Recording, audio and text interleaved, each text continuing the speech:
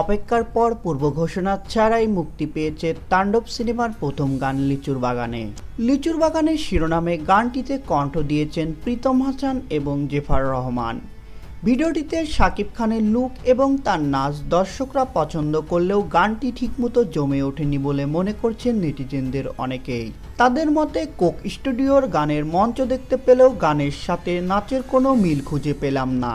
কেউ কেউ আবার এমনটাও বলছেন লাগে উড়াধুরার মতোও হয়নি গানটি, তবে নাচে আর অভিনয়ে শাকিব খান ছিলেন সেরা। এই সিনেমার মাধ্যমে প্রথমবারের মতো শাকিব খানের সাথে জুটি বেঁধেছেন সাবিলা নূর।